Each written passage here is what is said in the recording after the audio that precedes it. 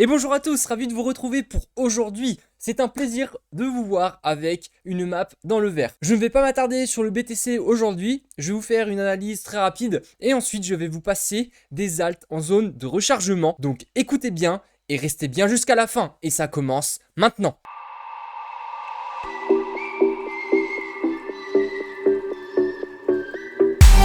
On attaque donc avec le Bitcoin. On a fait notre fameuse mèche aux alentours des 42 000 $. C'est là où on s'est fait rejeter, donc c'est la zone dure à passer. Pour le moment, on n'a pas réussi. Maintenant, ce n'est pas dit qu'on n'y arrive pas du tout. C'est vrai qu'on a eu un léger ralentissement depuis la baisse à 38 000.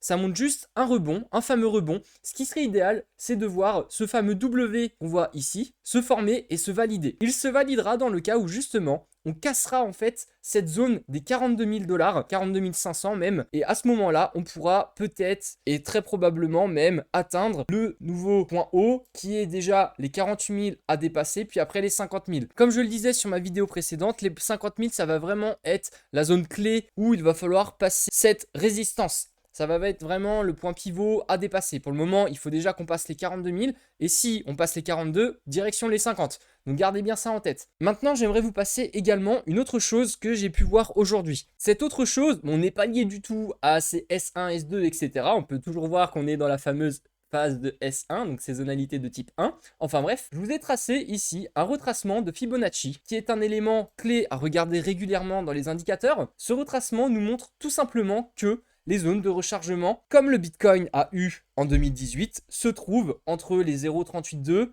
et en dessous. Donc cette zone-là, je vais vous la montrer sur plusieurs alts à la suite. Là, je vais vous en passer 5-6 sans doute.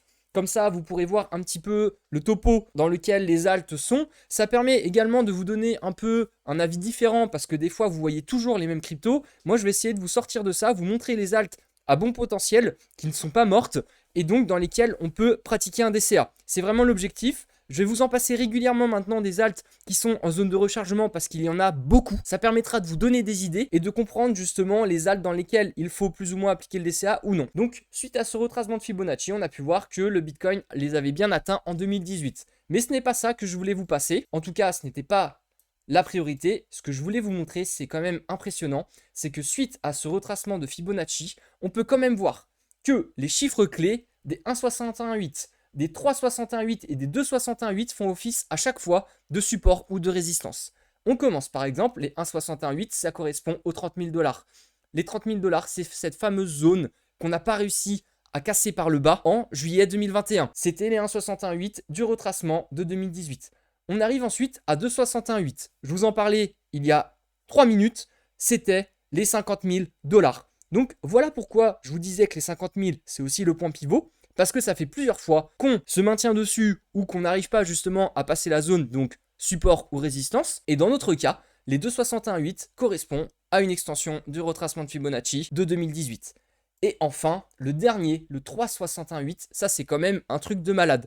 Les 3,618 correspondent tout simplement à notre top que nous avons eu en 2021. 69 175, on n'est vraiment pas loin. Il me semble qu'on est aux alentours des 69 100. Donc, pour vous montrer à quel point les retracements de Fibonacci peuvent donner des chiffres clés à atteindre, c'est juste un truc de dingue. Évidemment, il ne faut pas le prendre au chiffre près, mais à peu près en moyenne, grosso modo, modulo le cours, un peu en dessous, parce que si vous voulez être sûr que votre ordre passe, il faut toujours aller chercher un petit peu en dessous.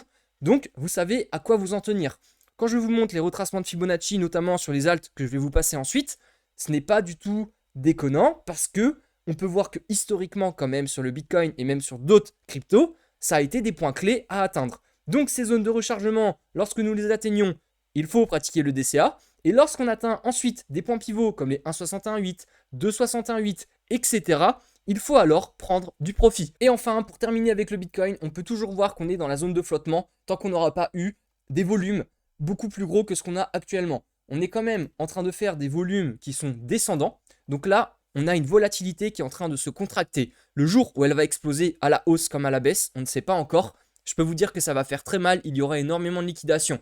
Donc, protégez-vous. Encore une fois, j'ai beaucoup trop parlé. Donc, je m'en excuse d'avance. Maintenant, je vais vous passer les alts en zone de rechargement. Avant de commencer, j'ai oublié de vous le dire, mais sur Swissborg, l'application, vous avez un double bonus lorsque vous vous inscrivez. Donc, n'hésitez pas à passer par mon référol ou celui d'un ami, notamment le mien est dans la description, ça permettra de soutenir la chaîne. En tout cas, utilisez le lien d'un ami ou le mien.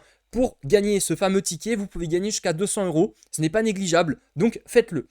On attaque maintenant avec le cake. Donc le cake, on est en zone de rechargement, c'est clair et net, on est en dessous des 0,236. Là, on a eu le point bas, on est en train de se reprendre. On a fait ensuite un point bas plus haut que le précédent. Et là, il est en train de prendre un peu de force et de refaire quelque chose. Il nous a fait vraiment des sales bougies pendant ces quelques mois. Maintenant, il est en train de se réveiller et de nous dire « Coucou, je suis reparti, je suis là ». Voilà pourquoi je vous le mets dans ce top des altcoins en zone de rechargement. Le suivant, c'est tout simplement le Dash. Le Dash, il est un peu oublié, personne n'en parle en ce moment. C'est vrai que on n'en entend plus parler, mais je vais quand même vous dire un truc. On a quand même eu un ancien plus haut, presque autour des 500 $. On est autour des 100. Très clairement, en dessous de la zone de rechargement long terme, on est en très long terme. Donc, encore une fois, le DCA peut être appliqué. Le petit troisième, on va parler du Litecoin, donc le fameux LTC, le petit frère du Bitcoin, ou considéré comme l'argent à l'époque en 2018. Le Litecoin, on est exactement en zone de rechargement très long terme également. Il est un peu oublié, mais malheureusement et heureusement qu'il est là, parce qu'il permet justement d'éviter la saturation du réseau Bitcoin et de bien d'autres blockchains. Les frais de transaction sont à moindre coût, il permet de faire énormément de transactions comparé à Bitcoin, même si le Lightning Network permet notamment de faire plus de transactions, mais le Litecoin permet d'en faire toujours plus. Donc à ne pas oublier, le DCA peut être appliqué. Le suivant, on va parler de MakerDAO. Donc cette plateforme de finance décentralisée est très clairement en train de retracer depuis un bon moment, mais on arrive enfin dans la zone de rechargement long terme. On a eu un plus haut autour des 6300 $. On est actuellement autour des 1810. Ça, ce projet, il n'est pas mort. Il continue de vivre. Il y a encore beaucoup d'argent sur cette plateforme. Donc, je peux vous garantir qu'appliquer un DCA n'est pas forcément non plus bête, puisque MakerDAO est quand même très très bien présent dans la défi. Et le petit dernier pour la route, on va parler de Océan Protocol. Océan, il a très très bien performé en 2021. Maintenant, il a très bien retracé également. On est en train de voir un petit W qui est en train de se former. On est largement en zone de rechargement très long terme. Donc c'est pareil, Océan, on n'en entend plus parler, mais je peux vous garantir que celui-ci, si jamais le cours se reprend, il peut repartir très très vite à la hausse.